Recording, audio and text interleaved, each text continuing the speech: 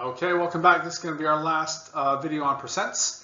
We're going to sort of tie everything together. We're going to use some of our algebra skills. We're going to use our multiplier skills to solve problems in reverse. But before we do, what did one wall say to the other wall? I know we've been inside, we've been staring at walls. What did one wall say to the other wall? So let's look at these problems. A number x is increased by 30%. So usually the problems we've been doing before, we know what number we want to increase by 30% to figure out what we get. This time it's reverse.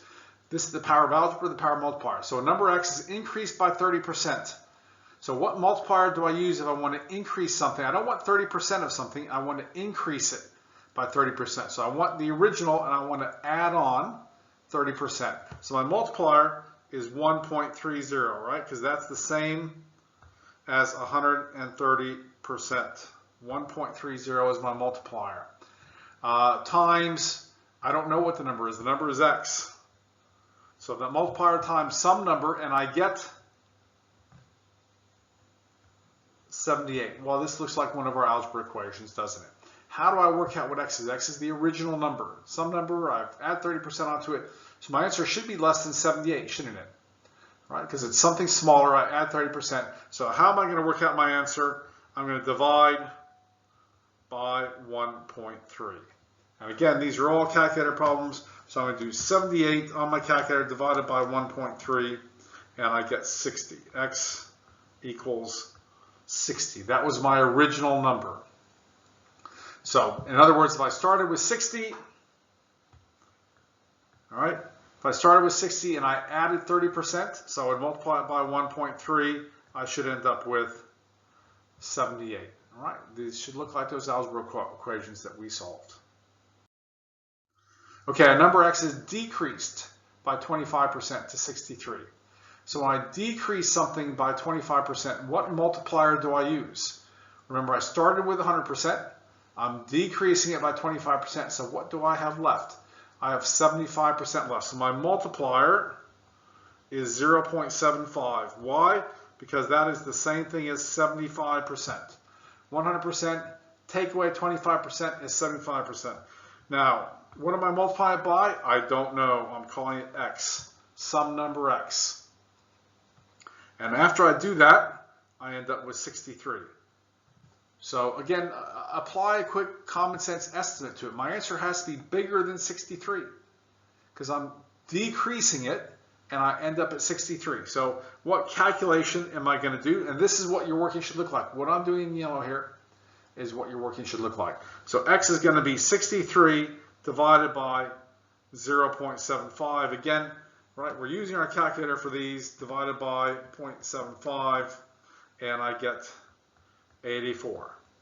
Now, first off, my common sense says, well, that could be because it's bigger than 83.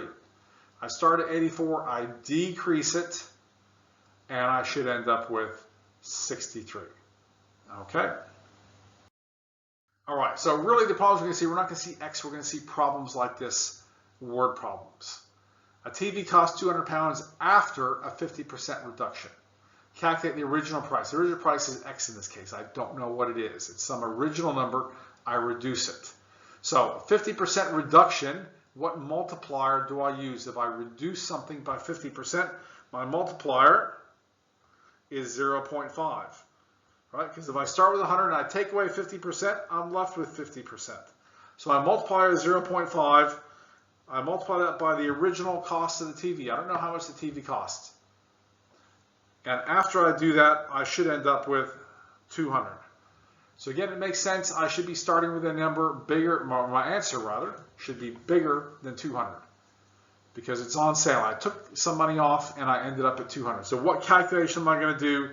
I'm going to do x equals 200 divided by 0.5, and 200 divided by 0.5 is 400.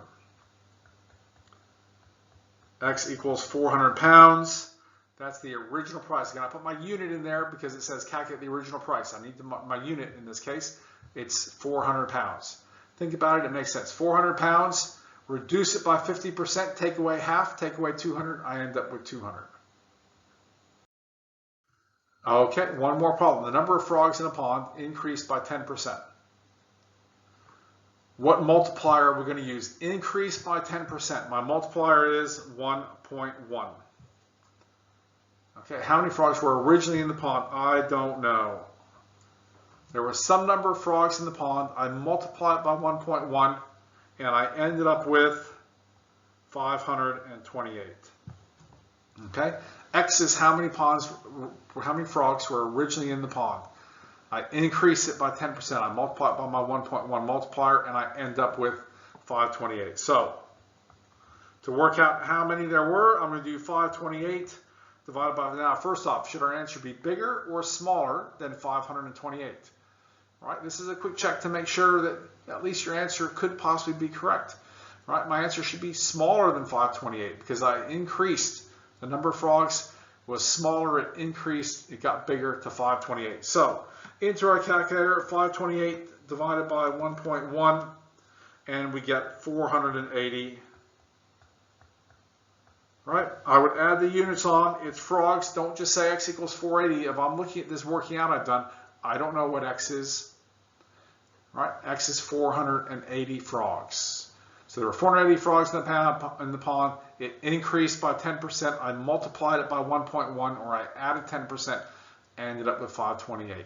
These are sort of the last ultimate percent questions. We call these reverse percentages because we're actually doing the problem in reverse. So that brings us to an end of our series of videos on percents. The last thing, we've been stuck inside staring at these walls for a long time. What did one wall say to the other wall? I'll meet you at the corner.